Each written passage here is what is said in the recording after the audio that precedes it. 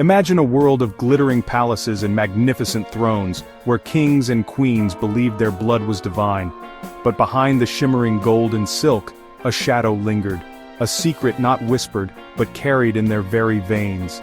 This wasn't a curse from a rival, but a self-inflicted wound, a slow poison that would cripple dynasties and topple empires. To protect their sacred blood, royals built walls, not just of stone but of marriage contracts, choosing partners from within their own family circles. Cousins, nieces and uncles became spouses, all in the name of keeping power and fortune intact. On paper, it was a masterstroke. In reality, it was a recipe for disaster. The same blood that gave them power also carried hidden genetic flaws. In diverse families, these flaws stayed dormant, but in the royal echo chamber they met their match, again and again. The result? A creeping catastrophe, not in battles, but in the suffering of royal children. This isn't just a tale of ancient kings, it's a human story about pride, power, and the cost of ignoring nature's rules. Across Egypt, Spain, and England, the evidence is etched in bones and portraits. The curse was real and it came from within. The quest for pure blood became the ultimate corruption. For royals, marriage was never about love. It was politics, power, and survival. A wedding sealed alliances, secured peace, and kept wealth from slipping away.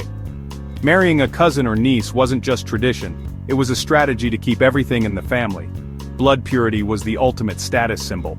Royals believed their lineage was divine, and mixing with outsiders was contamination.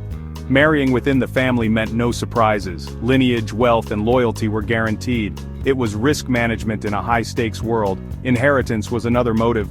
Marrying relatives kept lands and treasures under one dynasty's control.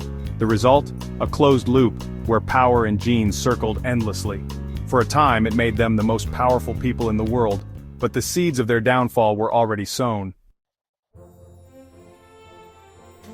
Ancient Egypt perfected royal inbreeding. Pharaohs seen as living gods married sisters to keep the bloodline divine. The most famous result, Tutankhamun. DNA reveals his parents were siblings. His family tree was a twisted vine, not a branching tree.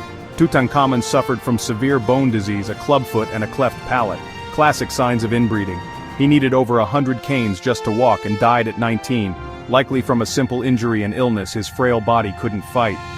The boy king's tragic life was not the result of murder or curse, but of a genetic legacy. His story is a 3,000-year-old warning. The price of purity is pain. Even the mightiest empire couldn't escape the consequences. Fast forward to Renaissance Europe and the House of Habsburg, masters of political marriage, rulers of half the continent.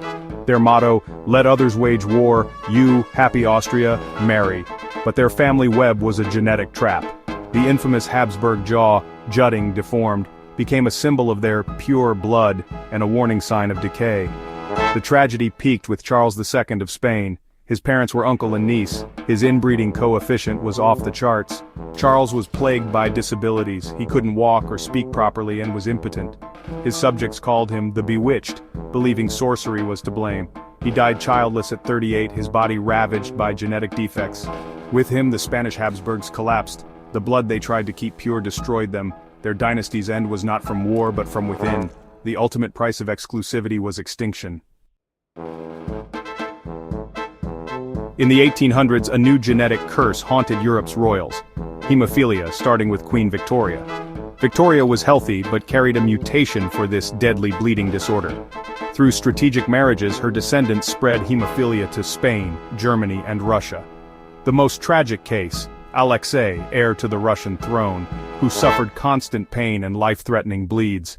His mother, Tsarina Alexandra, turned to the mystic Rasputin for help, giving him dangerous influence over the royal family. Rasputin's meddling fueled scandal and revolution, helping topple the Romanovs. A single gene, passed down from Victoria, helped end a 300-year dynasty. The royal disease was a secret that changed history. Even the most powerful were powerless against their own DNA. The lesson: one hidden flaw can bring down empires. The dangers of inbreeding aren't just royal problems, they affect any small isolated group. Island villages, remote communities, and insular cultures all face similar risks. When relatives marry, rare genetic diseases can become common, not because of bad blood, but because of limited options. Genetic diversity is nature's insurance policy. A wide gene pool means resilience against disease and disaster. In diverse populations, harmful genes stay rare and hidden. The royal quest for purity was really a quest for uniformity, and it made them vulnerable. By eliminating diversity, they removed nature's safety net. Their empires, built on strength, were weakened from within. The lesson is clear. Strength comes from variety, not purity. Our healthiest future is one that embraces diversity. The fall of royal dynasties proves the pursuit of pure blood is a dead end. What they saw as purity, nature saw as danger. Today, science gives us tools, genetic testing, counseling, to avoid the mistakes of the past. Laws and taboos against close relative marriage protect future generations, not judge the past.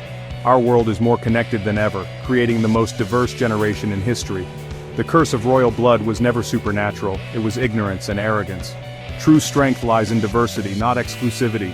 The interconnectedness royals feared is our greatest asset. The bones of fallen empires remind us we are stronger together. A healthy future is built on the richness of our shared heritage.